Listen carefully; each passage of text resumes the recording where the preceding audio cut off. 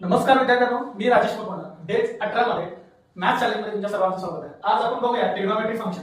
तर trigonometric function मध्ये आपण करतो प्रिन्सिपल सोल्युशन आणि जनरल सोल्युशन। याच्या पाठीमागच्या व्हिडिओमध्ये मी प्रिन्सिपल सोल्युशन कसं काढायचं याबद्दल मी माहिती दिली। आता त्याच्यानंतर आपल्याला काय करायचं आहे, जनरल सोल्युशन विचारलं जातं। मग जनरल सोल्युशन साठी काय आहे, हे फॉर्म्युले आहेत, हे 6-7 फॉर्म्युले आहेत, हे फॉर्म्युले पाठ असणं गरजेचं आहे। म्हणजे sin θ 0 अशी व्हॅल्यू आली तर तुम्हाला θ n पाय हे डायरेक्ट तुम्हाला त्याचं उत्तर लिहायचं। जनरल याचा अर्थ त्याच्यामध्ये n मध्ये कुठली पण व्हॅल्यू टाकली की त्याचं जनरल सोल्युशन येते। आता cos θ 0 असेल तर काय θ काय येणार 2n + 1 पाय बाय 2। tan θ 0 असेल तर θ n पाय। sin θ sin अल्फा म्हणजे काहीतरी व्हॅल्यू जर इथे आली तर θ n पाय plus -1 raise to n into alpha. तर अल्फा म्हणजे काय असणार, तुमचा जो अँगल असेल तुमचा जो अँगल येणार आहे तिच्या व्हॅल्यूचे अँगल येणार तो येणार। आपण एक एक्झाम्पल इथे घेऊया।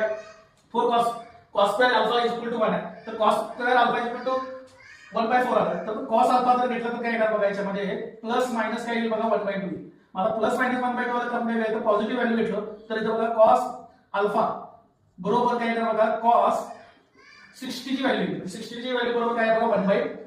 म्हणजे याचा अर्थ काय झालं बघा, इथं अल्फा बरोबर काय झालं तुमचं π/3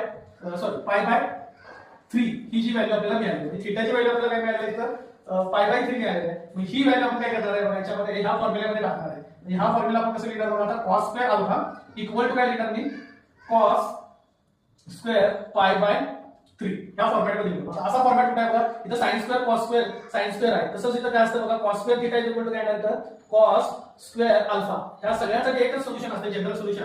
θ काय येणार बघा n पाय प्लस मायनस अल्फा येते। कारण आता प्लस मायनस इथं आपण बघितलं बघा, या दोन व्हॅल्यू आहेत, यातली पॉझिटिव्ह व्हॅल्यू आपण काढलेली आहे। म्हणजेच काय येणार बघा, इथं n पाय प्लस मायनस अल्फाची व्हॅल्यू काय आहे बघा π/3 आहे, तर इथं π/3 व्हॅल्यू टाका। हे येणार तुमचं जनरल सोल्युशन। त्या इक्वेशन साठी काय येणार जनरल सोल्युशन। थँक्यू, भेटूया पुढच्या व्हिडिओ।